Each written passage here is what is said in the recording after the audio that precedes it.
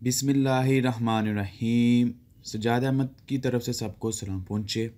इन videos में हम देखेंगे BA, BSc associate degree program जो कि 2 ईयर डिग्री प्रोग्राम्स हैं। उनके कंप्यूटर साइंस का जो सिलेबस है उसके पास्ट पेपर देखेंगे और उनका सॉल्यूशन देखेंगे। वीडियो स्टार्ट करने से पहले मेरी आपसे गुजारिश है कि अगर आपने चैनल को सब्सक्राइब नहीं किया तो सब्सक्राइब कर लें। वीडियो के मतलब अपने दोस्तों को बताएं। अगर वीडियो अच्छी लगे तो ही लाइक करें और दोस्तों के साथ शेयर करें। चलें स्टार्ट करते हैं।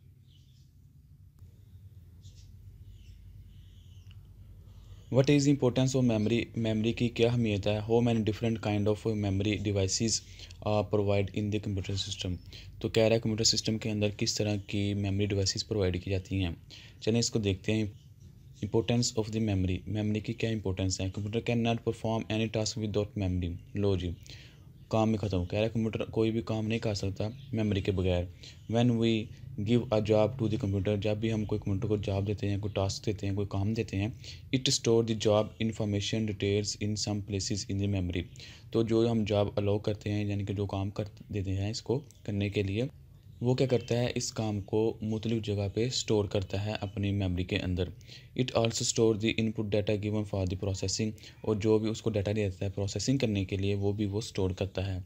Before processing it store all of data, तो प्रोसेस करने से पहले वो तमाम का तमाम डाटा स्टोर करता है। If the computer does not have memory, अगर कंप्यूटर के पास मेमोरी ना हो, it can not store any data, और ये कोई डाटा स्टोर नहीं कर सकता। And can not even add two number, और इवन यानी कि हत्ता कि ये 2 नंबर भी ऐड नहीं कर सकता, यानी कि छोटा सा भी काम नहीं कर सकता ये मेमोरी के बगैर, कैलकुलेशन का वाला भी। Memory devices in a computer system. Computer system के अंदर किस तरह की मेमोरी डिवाइसेस हैं? There are 3 types of memory computer in system. सबसे पहला है cache memory, main memory, secondary memory. चलें इनको देखते हैं कि कैशे मेमोरी क्या है, मेन मेमोरी क्या है, सेकेंडरी मेमोरी क्या चीज़ है। सबसे पहले आ जाता है cache memory. The memory which acts as a bridge between processor and main memory is called the cache memory. यानी कि कह रहा है कि ये एक तरह का ब्रिज का काम करती है किन के दरमियान, मेन मेमोरी और प्रोसेसर के दरमियान। It is the very high speed memory, ये बहुत हाई स्पीड होती है इसके। Nowadays system have L1, L2 and L3 cache memory. तो आजकल के जो सिस्टम है वो कह रहा है कि L1, L2 और L3 कैशे मेमोरी रखते हैं। मेन मेमोरी क्या चीज़ है? Main memory is the memory which temporarily store the data of the program which is going to execute. Main memory क्या चीज़ है कि वो मेमोरी है जो कि डाटा को आर्जी तौर पर स्टोर करती है, किस डाटा को जो हमने एग्जीक्यूट करवाना हो। Memory devices use for main memory is RAM, यानी कि कह रहा है कि जो हम इस काम के लिए इस्तेमाल करते हैं वो है रैम। रैम किसका मुखफ़फ़ है? Random access memory. अब रैम क्या चीज़ है? RAM stand for random access memory. It is a volatile memory whose data is deleted when the computer shut down. तो कह रहा है कि इसका डाटा ख़त्म हो जाता है जैसे ही कंप्यूटर शट डाउन हो। फॉर एग्जांपल अगर हम कोई मूवी देख रहे हैं तो बेशक वो मूवी पड़ी हुई है डी फोल्डर में, ई फोल्डर में, एफ फोल्डर में, तो जैसे ही हम डबल क्लिक करते हैं तो उसकी एक कॉपी उठ के रैम के अंदर आ जाती है। अब जब तक वो पीसी चलता रहेगा यानी कि करंट उसके अंदर अवेलेबल होगी तब तक मूवी चलती रहेगी।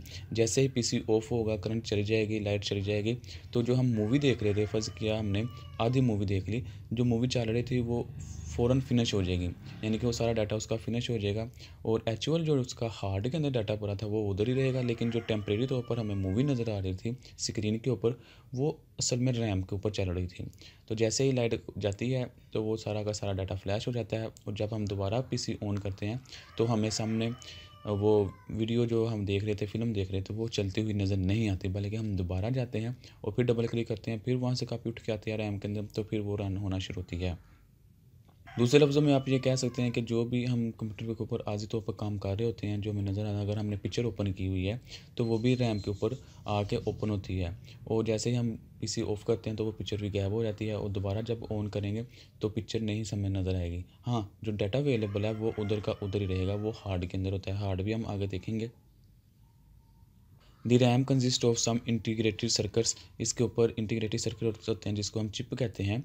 तो ये आगे वही चीज़ें हैं कि सर्किट बोर्ड होता है, अटैच होता है मदरबोर्ड से, तो सर्किट बोर्ड के ऊपर ये मदरबोर्ड के साथ अटैच होता है। आगे उसकी 2 टाइप बताई हैं, एक एस रैम है और एक D RAM.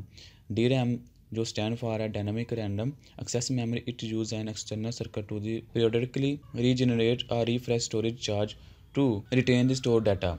Large memories use dynamic random access memory, and static random access memory is used to mainly for the specialization application. The main memory of the most computer uses dynamic random access memory. तो कह रहा है कि ज़्यादातर लोग या ज़्यादातर जगह पे ये डायनामिक रैंडम एक्सेस मेमोरी इस्तेमाल होती है। उसकी वजह क्या है कि ये अपने डाटा को बार बार उसको डायनामिक यानी कि एक्सेस करता है, या दूसरे लफ्ज़ों में आप इस तरह कह सकते हैं कि वो आप बार बार अपने डाटा को रिफ़्रेश कर रहा होता है। यानी कि इस दफ़ा अगर डाटा किसी और लोकेशन पे आया, हो सकता है 1 सेकंड के बाद किसी और लोकेशन पे हो, फिर वो लोकेशन पे हो, तो वो अपने आप को इस तरह शफल किए जा रहा होता है। वो SRAM में क्या है, SRAM stand for the static. तो SRAM जो है वो स्टैटिक होता है डाटा उसके अंदर, यानी कि जिधर डाटा की जगह पर है उसकी लोकेशन हमेशा ही उधर की उधर ही रहेगी। It does not need any special generator circuit to contain the store data. तो इसके अंदर कह रहा है कि कोई स्पेशल सर्किट इस्तेमाल नहीं किया जाता। तो इसको जब इस्तेमाल किया जाता है जब हमें किसी स्पेशलाइज एप्लीकेशन को इस्तेमाल करना हो, तो तब हम इसको इस्तेमाल करते हैं। फॉर एग्ज़ाम्पल कोई एक ऑर्गेनाइजेशन है तो उसकी हमने सिर्फ एप्लीकेशन इंस्टॉल करनी है, तो उसके लिए हम ये इस्तेमाल करते हैं। लेकिन अगर कुछ ऐसा इंस्टीट्यूट है जहाँ डाटा हमेशा अपडेट हो रहा होता है, तो उसके लिए हम फिर DRAM को इस्तेमाल करते हैं। सेकेंडरी स्टोरेज में क्या है, secondary memory is the memory which store the data permanently. तो ये क्या होता है, डाटा को परमानेंटली स्टोर करता है। It is non volatile memory.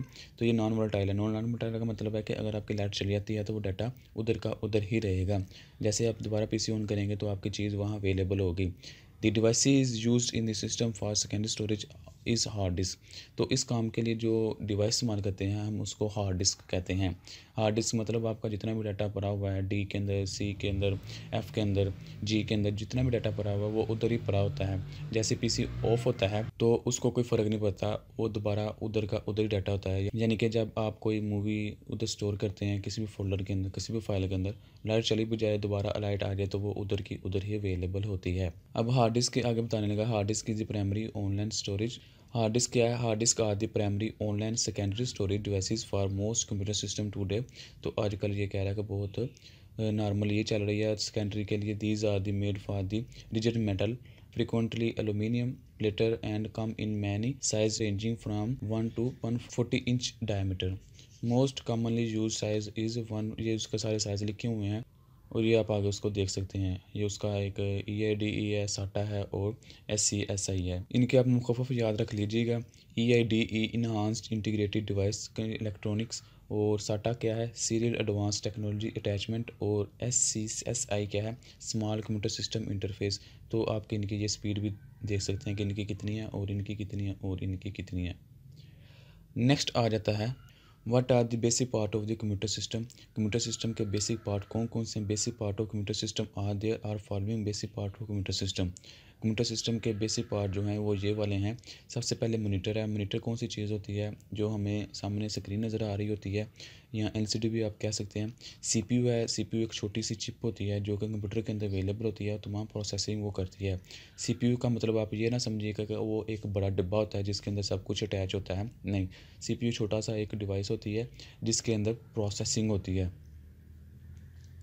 उसके बाद इनपुट के लिए हमारे पास कीबोर्ड होता है। कीबोर्ड के ज़रिए हमको डाटा टाइप करते हैं, और माउस जो है वो भी हमें इस्तेमाल करना पड़ता है वो पॉइंटिंग के लिए। यानी कि अगर हमें किसी ख़ास जगह को पॉइंट करना हो, वहाँ जाके क्लिक करना हो, तो इस तरह के मकसद के लिए हम माउस को इस्तेमाल करते हैं।